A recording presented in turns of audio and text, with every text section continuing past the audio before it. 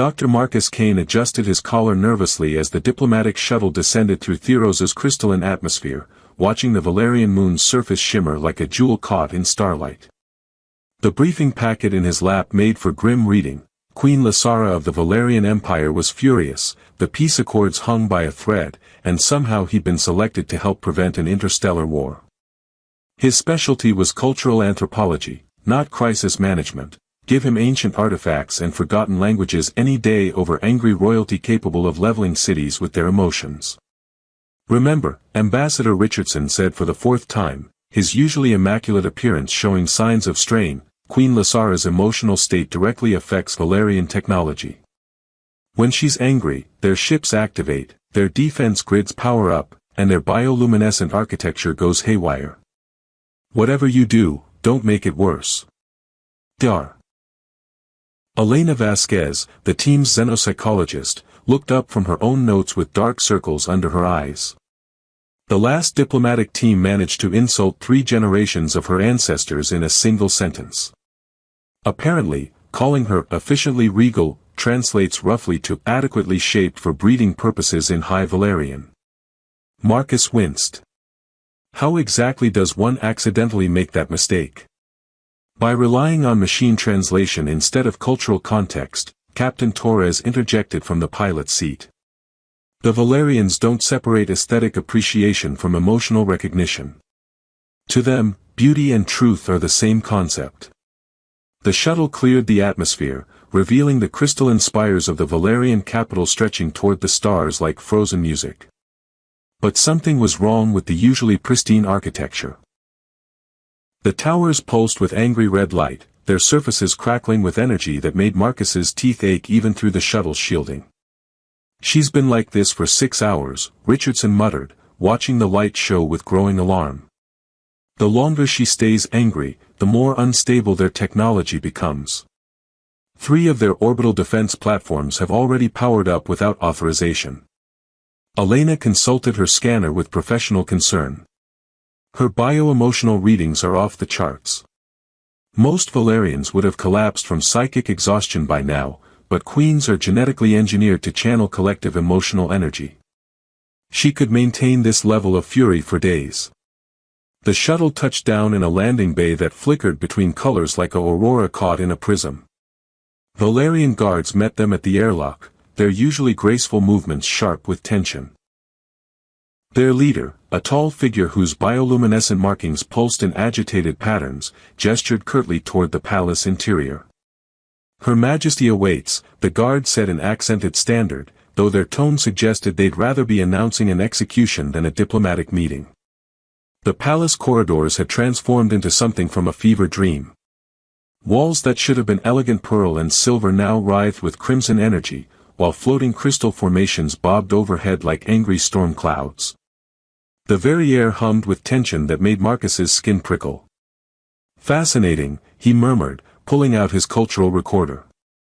"The architecture's responding to her emotional state like a living organism." "Marcus," Richardson hissed, "this is not the time for academic observation." But Marcus was already lost in professional fascination. The patterns weren't random.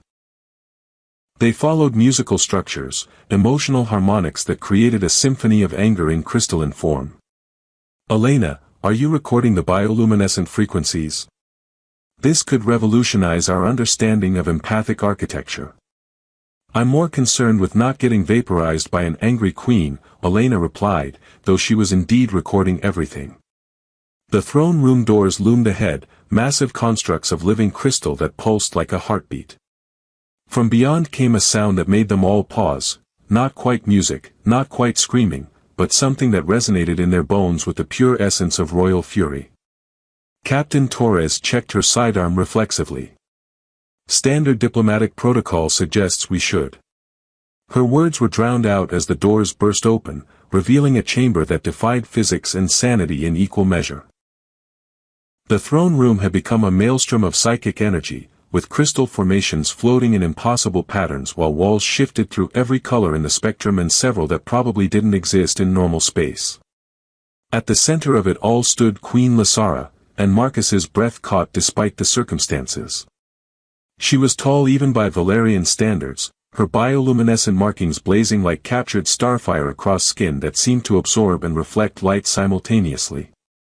Her golden eyes burned with fury that could have ignited planets, while her elaborate crown hovered above her head, apparently too agitated to maintain contact with her skull.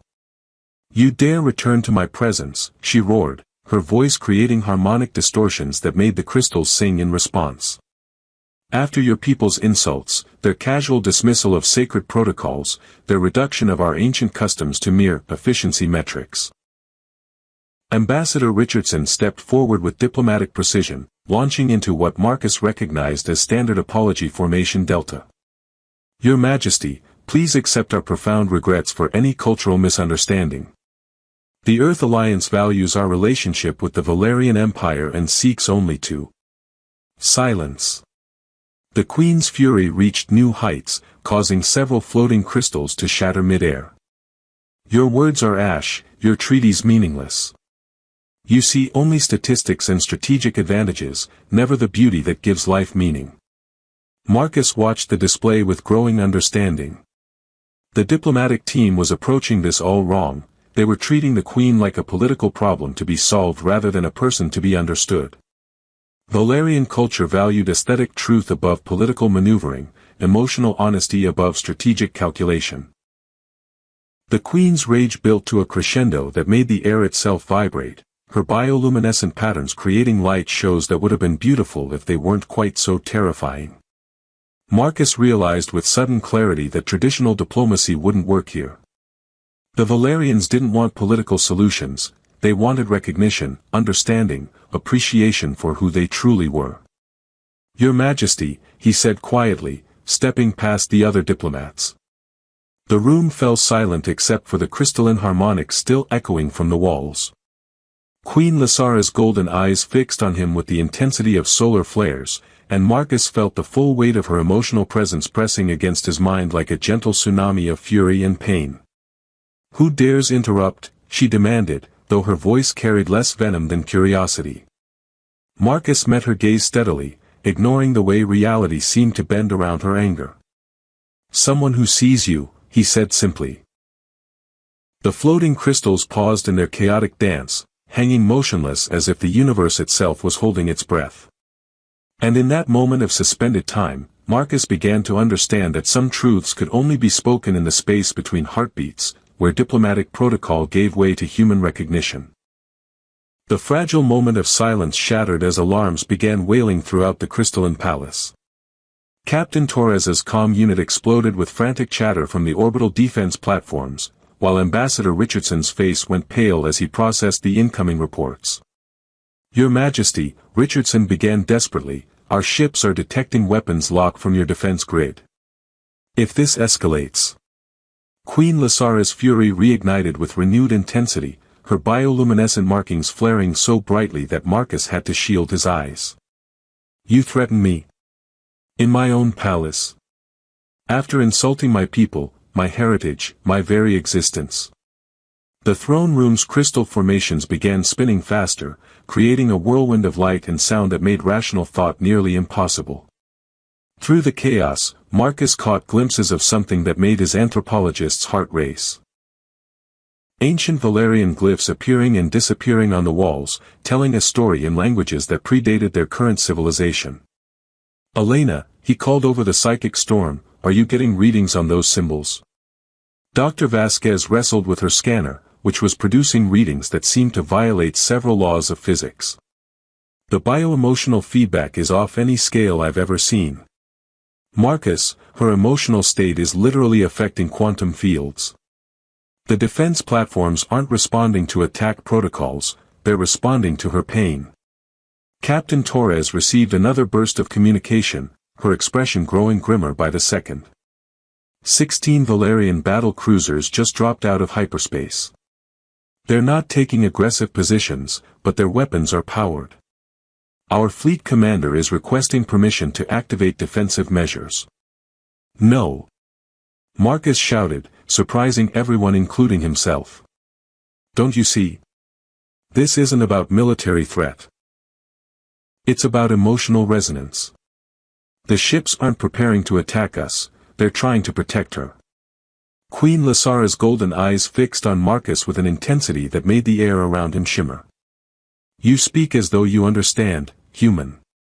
But how could you comprehend the isolation of leadership, the weight of carrying an entire people's hopes while being forever separated from them by the crown you wear?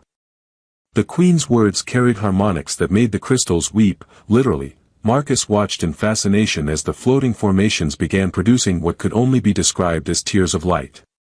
Through his cultural recorder, he was picking up linguistic patterns that suggested Valerian emotional expression operated on frequencies humans couldn't naturally perceive. Ambassador Richardson tried again, his diplomatic training warring with obvious terror. Your Majesty, perhaps we could discuss terms that would honor Valerian cultural values while maintaining. Terms?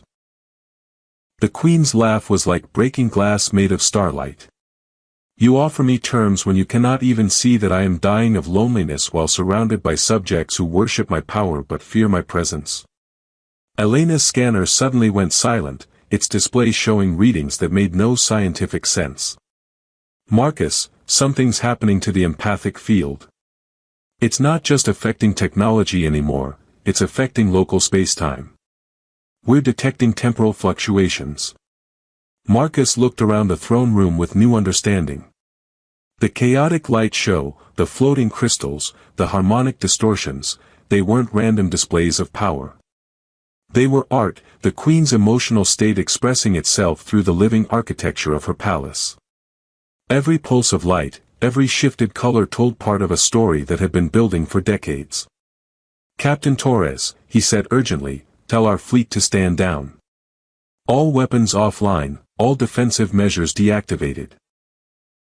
Torres stared at him as if he'd suggested they surrender to a particularly aggressive houseplant. Marcus, are you insane?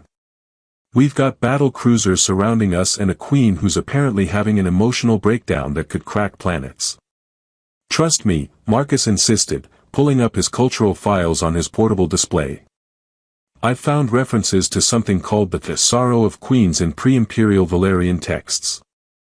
When their rulers become overwhelmed by isolation, their empathic abilities can cascade out of control. The only way to stop it is. Queen Lysara's fury suddenly focused on him like a laser. You dare cite the ancient texts? You, who know nothing of our ways, our struggles, our... I know you're beautiful, Marcus interrupted quietly. The words hit the psychic storm like a stone thrown into a hurricane. For a heartbeat, everything stopped, the spinning crystals, the color-shifting walls, even the quantum fluctuations that were making Elena's equipment smoke. The queen stood frozen, her golden eyes wide with something that might have been shock or might have been hope. Then, just as suddenly, the storm resumed with doubled intensity, but something had changed. The chaotic energy now carried undertones of confusion, vulnerability bleeding through the magnificent rage. You mock me, she whispered, her voice carrying harmonics that made the crystal tears fall faster. You offer empty flattery while your people prepare for war. I'm not offering flattery, Marcus said, stepping closer despite every survival instinct screaming at him to run. I'm stating an observable fact. You're the most magnificent being I've ever encountered, not because of your power, but because of your passion. The way you feel everything so deeply that it reshapes reality around you. The way you've turned your pain into art without even realizing it. Elena grabbed his arm, her voice urgent. Marcus, her bio-emotional readings are spiking again. Whatever you're doing, be careful. But Marcus was beyond careful now, lost in the revelation of understanding an alien psychology that operated on principles of aesthetic truth rather than political convenience. Your Majesty, when did someone last tell you that you were beautiful not because you're a queen, but because you're you? The question hit like a physical blow. Queen Lysara staggered, her bioluminescent markings flickering between fury and something much more vulnerable. Around them, the throne room's chaos began to shift, angry reds giving way to deeper blues and purples that spoke of profound sadness. Centuries, she whispered, her voice so quiet that only Marcus's enhanced recorder caught it. Centuries since anyone saw past the crown to the person beneath. The orbital defense platforms suddenly powered down, their threatening posture melting away like ice in sunlight. Captain Torres stared at her readings in disbelief while Ambassador Richardson began to understand that they'd been trying to solve the wrong problem entirely. But Marcus only had eyes for the Queen, seeing in her golden gaze the reflection of every lonely ruler who'd ever sacrificed their humanity for the good of their people. And in that moment of recognition, he realized that some bridges between worlds could only be built with truth, spoken simply and without diplomatic artifice in the space between one heartbeat and the next. The throne room had transformed into something between a concert hall and a hurricane, with crystalline formations creating impossible symphonies while reality bent around Queen Lysara's emotional maelstrom. Marcus stood at the edge of the psychic storm, watching patterns of light and sound that told stories in languages older than human civilization. 5 hours until the peace accords expire, Captain Torres announced grimly, her voice barely audible over the harmonic chaos. Both fleets are maintaining position, but the tension's building. One wrong move and we'll have a war that spans 3 star systems. Ambassador Richardson paced frantically, his diplomatic training completely inadequate for a situation involving emotionally unstable royalty who could reshape matter with their feelings. Marcus, whatever cultural insight you've stumbled onto, we need it now. The Queen's been in this state for 12 hours. My superiors are already drafting contingency plans. Dar. Elena Vasquez struggled with equipment that kept producing readings worthy of a physics journal's nightmare section. Her bio-emotional field is approaching critical mass. At this rate, the feedback could affect the entire moon's gravitational field. We're not just talking about diplomatic crisis anymore, we're looking at potential astrophysical consequences. Marcus studied the ancient Valerian texts on his display, cross-referencing linguistic patterns with the light show around them. The sorrow of queens isn't just an emotional state, it's a feedback loop. Valerian rulers are genetically modified to channel their people's collective psychic energy, but that connection becomes a prison. They feel everything their subjects feel, but they can never express their own emotions without affecting millions of lives. So what's the solution? Torres demanded, checking her weapon readings as floating crystals drifted dangerously close to her position. According to these texts, there isn't one. The only recorded instances of queens breaking free from the sorrow ended in either death or complete withdrawal from society. Marcus paused, struck by a new thought. Unless. Elena, what if the problem isn't the queen's emotional state itself, but the isolation that feeds it? You want to approach her during a psychic storm that could turn your brain into abstract art. Elena stared at him as if he'd suggested wrestling a supernova. Marcus, her emotional field is powerful enough to overwhelm human neural patterns. You could lose yourself completely. But Marcus was already moving toward the throne room center, his anthropologist's instincts overriding basic survival sense. The patterns aren't random, they're communication attempts. She's been trying to tell someone, anyone, what it feels like to be her.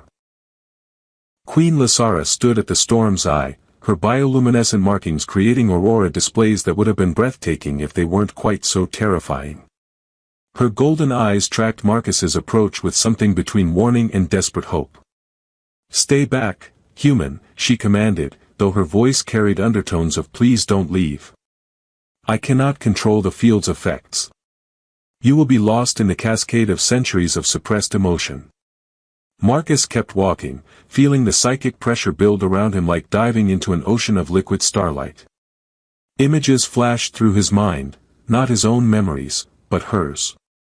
Centuries of state dinners where she smiled while dying inside, diplomatic meetings where she negotiated for her people's future while sacrificing her own happiness, lonely nights in a palace full of subjects who revered her but never truly saw her. Your Majesty, he said softly, pushing through psychic turbulence that made his skull feel like it was ringing like a bell, when did you last have a friend? Not an advisor, not a subject, not a political ally, just someone who enjoyed your company? The question hit like a physical blow. The storm faltered for a moment, crystals hanging motionless as the queen's facade cracked visibly. Friends are a luxury queens cannot afford, she whispered, her voice carrying harmonics of profound loneliness. Every relationship is political, every conversation calculated for advantage. I have been alone since my coronation 300 years ago. Marcus stepped closer, feeling the full weight of her isolation pressing against his consciousness like a tide of liquid sorrow. No wonder you're angry. I'd be furious too if I'd spent 3 centuries being treated as a political tool instead of a person. The admission seemed to shatter something inside her. The psychic storm exploded outward, then suddenly collapsed inward, drawing all the chaotic energy into a single point of devastating vulnerability. Queen Lysara stood before him no longer as an angry monarch but as someone who had forgotten what it felt like to be seen as anything other than a crown and a title. You don't understand, she said, her bioluminescent markings shifting to colors that spoke of decades of suppressed grief. I am not permitted the luxury of personal feelings. My emotions affect planetary defense grids, economic systems, the very fabric of Valerian society. If I allowed myself to feel freely. Then feel freely now, Marcus interrupted, his voice carrying absolute certainty. Right here, in this moment, with someone who's not afraid of your power and doesn't want anything from your crown. The throne room fell silent except for the gentle chiming of crystals settling into peaceful configurations. Queen Lysara stared at him with golden eyes that held the weight of centuries, and Marcus saw not a terrifying monarch but a woman who had been carrying impossible burdens for so long she'd forgotten she was allowed to set them down. I don't remember how, she admitted, her voice small and lost in a way that made Marcus's heart ache for every lonely ruler who'd ever sacrificed their humanity for duty. Then let me remind you, he said simply, extending his hand across the space between them. Start by telling me something true. Not as a queen, not as a diplomat, just as yourself. What do you actually want? The question hung in the air like a prayer waiting to be answered, while around them the crystalline palace held its breath and the universe paused to listen to a truth that had been waiting 3 centuries to be spoken. And in that moment of perfect stillness, Marcus realized that sometimes the most revolutionary act wasn't political rebellion or military conquest. It was simply seeing someone as a person when the rest of the world only saw their position. Queen Lysara looked at his outstretched hand as if it were the most dangerous and wonderful thing in the universe, her golden eyes bright with unshed tears that sparkled like captured starlight. The fate of 2 civilizations hung in the balance, but all that mattered was the space between one heartbeat and the next, where a queen remembered what it felt like to be human. The words came out of Marcus like a confession whispered to starlight, "You're beautiful." Not, "Your Majesty is resplendent," or, "The Queen's magnificence honors us," just 3 simple words spoken with the kind of absolute sincerity that cut through centuries of diplomatic artifice like a blade made of truth. The throne room froze around them, crystalline formations suspended mid-dance while the very air seemed to crystallize into perfect stillness. Queen Lysara went rigid, her golden eyes wide with something that might have been shock or terror or hope so fragile it could shatter at a touch. Her bioluminescent markings flickered between patterns Marcus had never seen before, not anger, not sadness, but something raw and vulnerable that had been buried beneath royal protocol for 300 years. "What did you say?" she whispered, her voice carrying harmonics that made the crystals ring like wind chimes made of captured starlight. "I said you're beautiful," Marcus repeated, stepping closer despite every diplomatic instinct screaming that he was about to commit the most spectacular cultural blunder in galactic history. "Not because you're a queen, not because you're powerful, but because in all my years studying different species across the galaxy, I've never met anyone who feels as deeply as you do. The way your emotions reshape reality around you, the way you've turned your pain into art without even realizing it, you're the most magnificent being I've ever encountered." The queen staggered as if his words were physical blows, her perfectly maintained royal composure cracking to reveal something achingly human beneath. You're not afraid of me." Terrified, Marcus admitted with a laugh that came out shakier than intended. "You could probably turn me into a very artistic smear on the wall without breaking stride. But that doesn't make you less beautiful. If anything, it makes you more so. All that power, and you choose to use it to protect rather than destroy." Around them, the throne room's chaotic energy began to shift, angry reds and violent purples giving way to softer hues that spoke of wonder and fragile hope. The floating crystals settled into gentle orbits, their harsh discordance transforming into something that sounded almost like lullabies. "No one has called me beautiful in centuries," Queen Lasara said quietly, her voice carrying undertones of amazement. "They call me magnificent, terrible, awe-inspiring, politically advantageous, but never beautiful. Never personal." Dr. Elena Vasquez's voice crackled through the comm system, barely contained excitement overriding professional protocol. "Marcus, her bio-emotional readings are stabilizing. The feedback loop is breaking down. Whatever you're doing, keep doing it." But Marcus barely heard her, his attention completely focused on the woman before him who was slowly, carefully, allowing herself to be seen as more than a crown and a title. "When did you last do something just because it made you happy? Not for political advantage, not for your people's benefit, just for you?"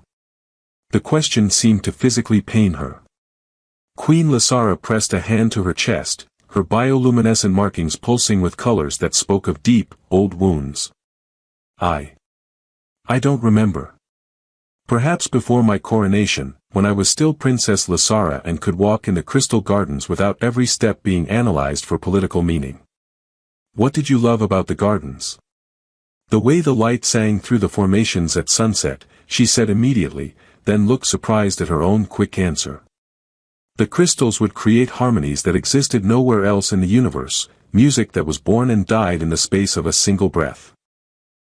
Marcus smiled, recognizing the passionate researcher beneath the lonely monarch. "You're a scientist at heart, aren't you? That's why the diplomatic insults hurt so much. They reduced something beautiful and complex to mere efficiency metrics." For the first time since he'd known her, Queen Lasara laughed, not the terrible sound that had shattered crystals earlier, but something warm and genuine that made the throne room's walls shimmer with colors like sunrise on an ocean world. "My tutors despaired of my tendency toward inappropriate scientific curiosity. They said queens should focus on statecraft, not crystal harmonics." "Your tutors were idiots," Marcus said with such conviction that Ambassador Richardson, listening through the comm system, probably developed several new diplomatic ulcers. "Scientific curiosity is the most beautiful trait any intelligent being can possess. The universe is vast and strange and wonderful. Anyone who doesn't want to understand it better is missing the point of existence." The Queen's golden eyes brightened with something Marcus realized was pure joy. "You truly believe that?" "I've spent my life studying beautiful, impossible things across the galaxy," he said simply. "I know beauty when I see it. And you, Your Majesty, are the most beautiful impossible thing I've ever encountered." The transformation was remarkable. Queen Lasara's bioluminescent markings shifted to patterns Marcus was fairly certain had never been recorded in any xenobiological database, colors that spoke of wonder, of recognition, of someone remembering what it felt like to be appreciated for their mind rather than their position. Captain Torres's voice cut through the moment with military precision. "All Valerian defense platforms have powered down. Their fleet commander is requesting permission to withdraw to standard diplomatic distance. Marcus, whatever you did, it worked." But Marcus barely heard the tactical update, his attention fixed entirely on the Queen as she moved closer, her previous terrifying presence replaced by something that was no less powerful but infinitely more personal. "Dr. Marcus came," she said formally, though her golden eyes sparkled with warmth that made her voice's official tone sound almost playful. "I believe the Valerian Empire has been hasty in our evaluation of the peace accords." "Oh." Marcus managed, his anthropologist's brain frantically trying to process the fact that he'd apparently prevented an interstellar war through the radical application of sincere compliments. "Indeed. It occurs to me that proper cultural exchange requires extended study. Perhaps the Earth Alliance would consider establishing a permanent research liaison to facilitate better understanding between our peoples." The Queen's bioluminescent markings pulsed with patterns that definitely weren't in any diplomatic handbook. They looked suspiciously like invitation, hope, and something that might have been affection. Ambassador Richardson's relieved voice crackled through the comm. "Dr. Kane, please tell me you're accepting that posting."